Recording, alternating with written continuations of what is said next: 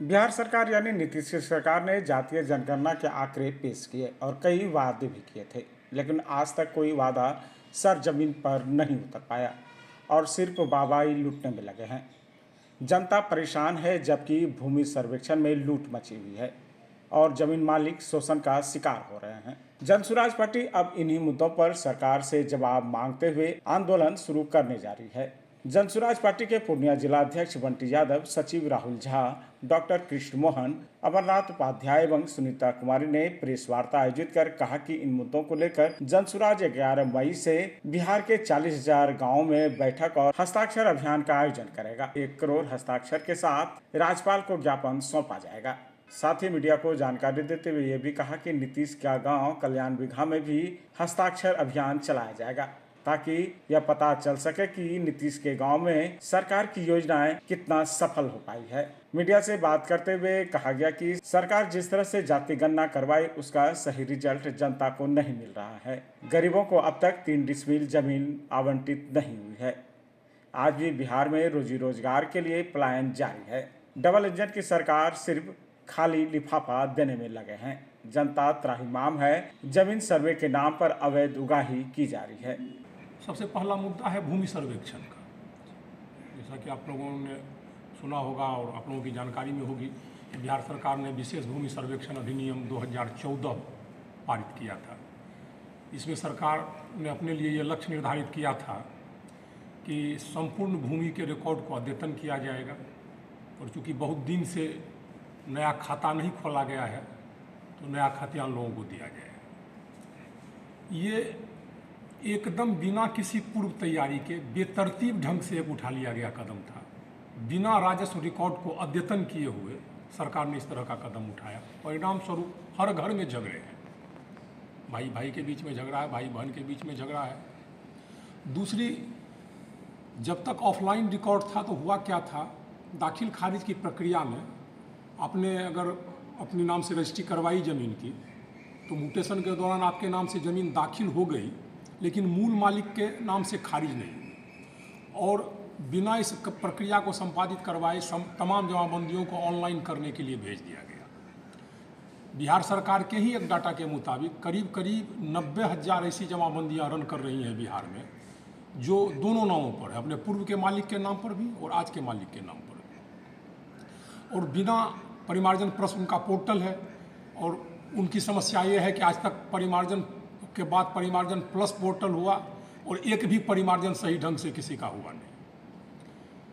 आप जब देखिएगा जाके ऑनलाइन तो जातियों जो जमाबंदी लिखी गई है उसमें जो जाति वाला कॉलम है तो कहीं भी उसमें शुद्धता नहीं है, जो आगे के दिन में एक बहुत बड़ी समस्या पैदा करेगी आरक्षण के संबंध में, क्योंकि जातियों का नाम स्पष्ट रूप से वर्णन नहीं है। और अभी तक बिहार में खतियान के आधार पर ही जाति का निर्धारण, जाति का सबसे बड़ा सबूत खतियान ही है और दूसरा कोई सबूत नहीं। वो भी एक समस्या आएगी।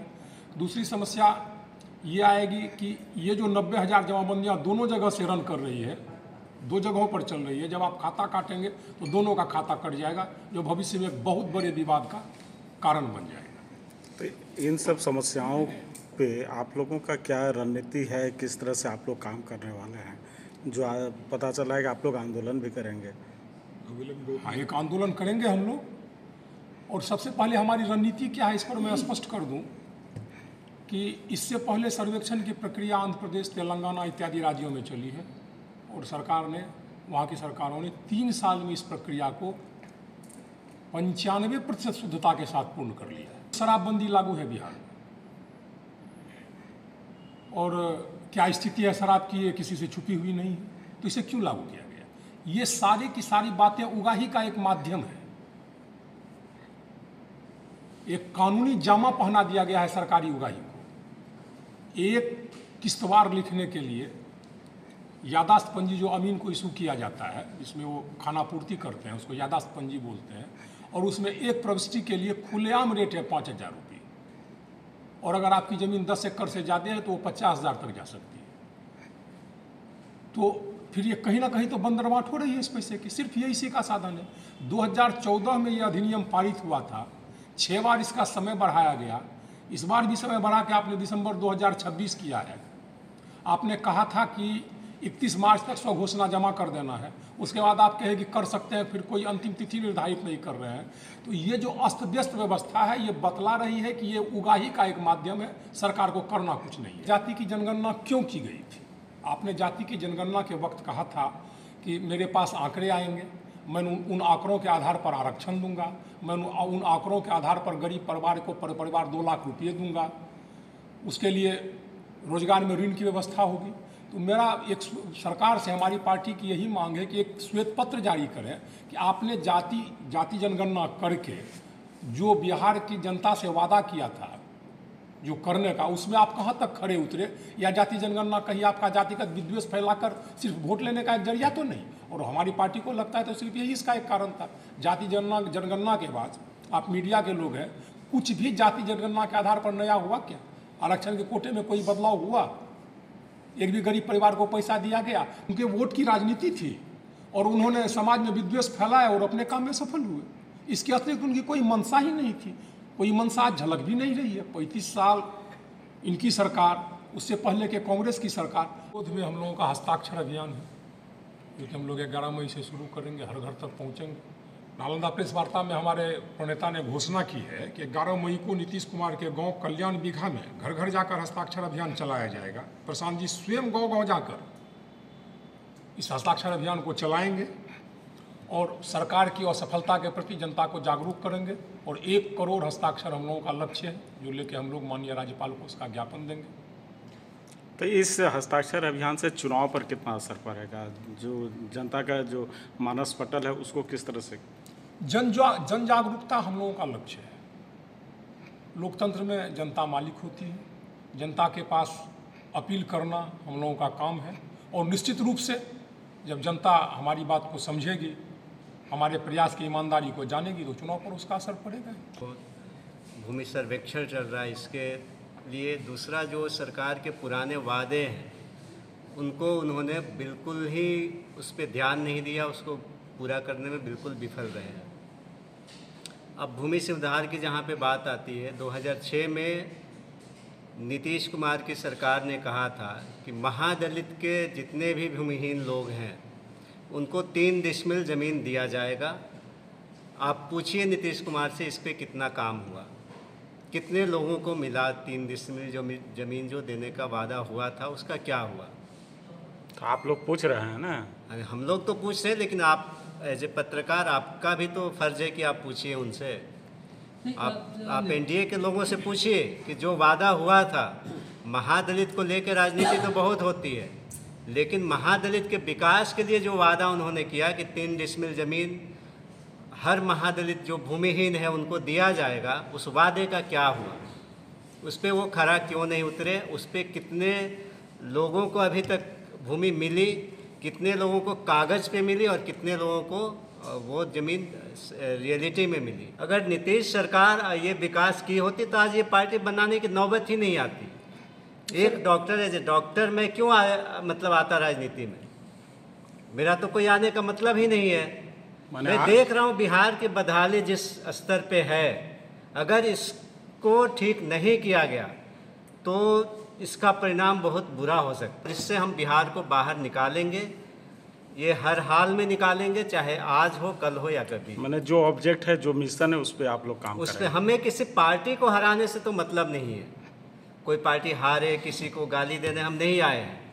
लेकिन जो वादा किया नीतीश कुमार ने, उनकी सरकार ने, वो पूरा नहीं किया। चाहे वो यही बात नहीं, आप खुले मंच से प्रधानमंत्री मोदी जी आते हैं और बोलते हैं कि बिहार को कितना पैसा चाहिए, कितना पैकेज चाहिए, 50,000 दे दूं, 60,000 दे दूं, 60,000 करोड़, 1 लाख करोड़, चलो 1.25 लाख करोड़ दिया, केवल मुंह से दिया। 1.25 लाख करोड़ आए कि नहीं आए, इसका हिसाब कौन देगा? आए तो कहाँ गए? या तो मिले नहीं, और मिले तो या तो ये लोग बांट के खा गए। इसका जवाब कौन देगा? ये प्रधानमंत्री को देना चाहिए, नीतीश कुमार को। अभी तो इकट्ठे सरकार चला रहे हैं। जनता जानना चाहती है, जनता जानना चाहती है। 15 साल से सो रहे थे। अमित शाह जी से आप लोगों को पूछना चाहिए कि आप ये इतने दिन से जो सरकार चला रहे हैं, 15 साल से सो रहे थे, कि बिहार का चुनाव अभी आया है तो आपको याद आया कि चीनी मिलें बंद पड़ी है। इससे पहले भी हुआ था। आप प्रधानमंत्री वहीं का चाय पीने वाले थे। एक आपके यहाँ के मंत्री जी है, नहीं, वो आए बजाते चीनी मिल में बैठ के ये हुआ कि नहीं हम इस चीनी को साल भर के अंदर शुरू करेंगे। डॉक्टर साहब क्या हुआ? के आपको जवाब दे दूं कि उनके घोषणा के तुरंत बाद बनमनखी चीनी मिल की जमीन बेच दी गई और वहाँ भी फूड प्रोसेसिंग का यूनिट लग रहा है, मक्का की खरीद बिक्री हो रही है अडानी ग्रुप ऑफ कंपनीज के द्वारा। शाह जी खुद बोल चुके हैं कि ये जुमला था, चाहे वो 15 लाख की बात हो या बिहार को 1.25 लाख करोड़ देने की बात हो। वो तो खुद बोलते हैं कि चलिए तो ऐसे बोल दिया। तो चुनावी टाइम में ये लोग खुले मन से बड़े बड़े वादे करते हैं जनता को लुभाने के लिए, जनता को बेवकूफ़ बनाने के लिए। उसके बाद से होता कुछ नहीं है। तो आप क्या लग रहा है कि जनता को लुभा पाएंगे ये लोग? फिर अभी तो मुश्किल है, क्योंकि जन स्वराज चूँकि मैदान में उतर चुकी है और हम लोग गांव-गांव हर गांव जाके उनके जो भी वादे हैं उनको याद दिलाएंगे, उनकी विफलताएं जो है याद दिलाएंगे, कैसे उन्होंने जनता को ठगा है वो याद दिलाएंगे, किस तरह का भ्रष्टाचार है। सभी पार्टियां जो है वो उन्होंने यही कहा कि हम समाज कल्याण के लिए काम करेंगे। और समाज कल्याण में और क्या आता है? शिक्षा, रोजगार, स्वास्थ्य। हमारा ये नहीं कहना है कि हम सिर्फ ये योजना लेके आ रहे हैं। अगर हम ये लेके आ रहे हैं तो हम कैसे करेंगे, ये सारा ब्लूप्रिंट तैयार है। किया है कि जब तक विश्व स्तरीय शिक्षा की व्यवस्था हम नहीं कर देंगे तब तक हरेक उस गरीब परिवार को, हरेक उस परिवार के बच्चे को अगर सरकारी स्कूल में ना पढ़ के अंग्रेजी माध्यम से पढ़ना है तो उसकी व्यवस्था आज के अंग्रेजी स्कूल में किया जाएगा और उसका फीस अगर हमारी सरकार बनती है तो उसका फीस गवर्नमेंट की तरफ से दिया जाएगा, जब तक हमारा वैकल्पिक व्यवस्था कायम नहीं हो जाता है। तो ये उनका एक पायलट प्रोजेक्ट की तरह इस्तेमाल होगा। दूसरा सवाल आप लोगों ने किया कि रोजगार को आप कैसे ख़त्म करेंगे। सब बोलते हैं रोजगार ख़त्म करने के लिए सबसे पहले रोजगार उत्पादन करने के लिए या पलायन को ख़त्म करने के लिए हमें सबसे पहले अपने बौद्धिक पलायन को रोकना होगा। और बौद्धिक पलायन अगर रुक जाएगा, क्योंकि आज आप और हम अगर गांव में जाते हैं या शहरों में जाते हैं, गांव में तो श्रमिक पलायन है, शहरों में आप आइएगा तो देखिएगा बड़े बड़े लोग वो अपने बच्चों को यहाँ ना पढ़ा करके कहीं बाहर के स्कूलों में पढ़ा रहे हैं। क्यों? क्योंकि यहाँ पे शिक्षा का अभाव है। उच्च स्तरीय शिक्षा उस हिसाब से नहीं है जिस हिसाब से होना चाहिए।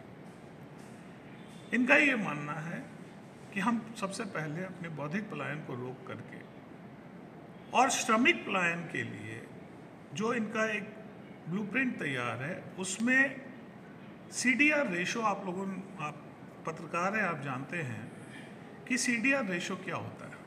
CDR ratio cash deposit ratio होता है, जो RBI के गाइडलाइन में ये गाइडलाइन दिया गया है कि किसी भी बैंक में अगर पैसे का आप डिपॉजिट करते हैं अपने पैसों को, तो पूरे पैसे को, जितना पैसा आपके राज्य में जमा होता है उसका 70% वहाँ के नागरिकों को आपको ऋण के रूप में देना है, आपको वहाँ लोन देना है। बड़े आश्चर्य की बात है कि पिछले 25 सालों में जब लालू जी की सरकार थी उस वक्त आपका CDR रेशो था 54%, 48% सॉरी, और नीतीश जी के राज में वो रेशो आया 54%। और जो विकसित राज्य हैं उन राज्यों में CDR रेशो है वो 70% से अबव है। तो हमारा पैसा जो डिपॉजिट हो रहा है वो पैसा कहीं और उन राज्यों में जा रहा है जहाँ पे वहाँ के लोग उस पैसे का इस्तेमाल करके और उद्योग लगाते हैं और हमारे यहाँ से श्रमिक को वहाँ जा कर के अपना योगदान देना पड़ता है। तो अगर हम उसका, चूँकि इसकी निगरानी मुख्यमंत्री करते हैं और मुख्यमंत्री हमारे नहीं कर पा रहे हैं, तो अगर इसकी निगरानी की जाए तो वो पैसा हमारे बीच में बटेगा। अगर बटेगा तो छोटे छोटे उद्योग लगेंगे, जब छोटे उद्योग लगेंगे तो कोई घर बना रहा है तो मजदूरी आपको मिलेगी, कोई उद्योग लगा रहा है तो वहाँ आपको रोजगार मिलेगा। तो ये एक पूरा इकोसिस्टम तैयार किया जाएगा। इस तरह से हम जो है पलायन को रोकेंगे। अब रही बात कि आप किन मुद्दों को लेके जा रहे हैं, आज के समय में वृद्धा पेंशन 400 रुपये है। उस 400 रुपये को भी लेने के लिए एक वृद्ध को 150 रुपये फिर वहाँ के लोकल उसको देना पड़ता है। तो हाथ में क्या आता है? क्या 300-400 रुपये में आप अपने घर का खर्चा चला सकते हैं? नेक्स्ट टू इम्पॉसिबल है। तो वृद्धों के लिए 2000 रुपया, और एक घर में अगर महिला और पुरुष 2 वृद्ध हैं तो उनको 4000 रुपये मिलेगा। कि सभी लोग महादलित के लिए चर्चा में चुनावी वर्ष में आते हैं। कोई भी कार्यक्रम होता है तो वो वहाँ से शुरू होता है। 2,34,000 लोगों को 3 डिसमिल जमीन का पर्चा बटा सरकार के द्वारा, जिसमें हम 1,20,000 लोगों को पर्चा तो मिला, लेकिन वो पर्चा पर उसकी मतलब हस्तगत नहीं हुआ, कब्जा नहीं है। इसके लिए सरकार कुछ नहीं कर रही है। लेकिन ये नीति तो उसी समय से बोल रही है सरकार कि हमने उसको हस्तगत करा दिया, लेकिन उस पर 1,20,000 लोगों का कब्जा तक नहीं है। तो ये किस तरह का प्रेम? जब आपने बोला है कि मैं अंतिम पायदान वाले को 3 डिसमिल जमीन दूंगा, लेकिन आज तक ये सरकार विफल है। तो ये सब मुद्दा बहुत ही बड़ी मुद्दा है आज के डेट में। तो हस्ताक्षर अभियान क्या है, और चूँकि चुनाव भी काफ़ी नज़दीक है तो हम लोग 1 करोड़ लोगों से हस्ताक्षर कराएंगे और उसको ले जा कर के राज्यपाल महोदय को सौंपेंगे। अगर उसके बाद भी राज्यपाल महोदय या सरकार हमारी अनसुनी करेगी तो हम अंतिम सत्र में सत्र का घेराव करेंगे। क्या कुछ बातें होंगी, क्या मुद्दे होंगे उसमें? जिस तरह से सरकार ने अपनी बात को रखी है कि इतना इतना योजना मैंने रखा है, वो सारा योजना एक भी धरातल पर नहीं है। बस इस बातों को, सरकार के तमाम निर्णयों को लेकर के हाँ, सरकार के तमाम निर्णयों के विरोध में हमने ये अपना हस्ताक्षर अभियान चलाकर अपने महामहिम को सौंपेंगे, और उसके बाद भी सरकार नहीं मानी तो अंतिम सत्र में हम सत्र का घेराव करेंगे। Shanti Niketan residential public school, pink city मोड़, रामबाग, पूर्णिया। हमारे विद्यालय से जुड़ेंगे तो आपके बच्चे का भविष्य चमकेगा, क्योंकि शांति निकेतन रेसिडेंशियल पब्लिक स्कूल ने लाया है आपके लिए गुणवत्तापूर्ण शिक्षा और संपूर्ण विकास का वादा। इस विद्यालय की विशेषताएं स्मार्ट क्लासरूम और नवीनतम तकनीकी शिक्षा, अनुभवी और योग्य शिक्षक, खेल कूद, कला और सांस्कृतिक गतिविधियों के विशेष अवसर, सुरक्षित और प्रेरणादायक वातावरण। यहाँ शिक्षा केवल किताबी ही नहीं बल्कि जीवन की हर दिशा में प्रगति का माध्यम है। आधुनिक सुविधाओं के साथ साथ हम आपके बच्चों को उज्जवल भविष्य के लिए भी प्रतिबद्ध हैं। तो आज ही प्रवेश लेने के लिए संपर्क करें। Shanti Niketan residential public school, pink city मोड़, रामबाग, पूर्णिया। प्रिंसिपल सह निदेशक doctor Vinod Kumar. Contact number 7992377955 9631017186 9431412529।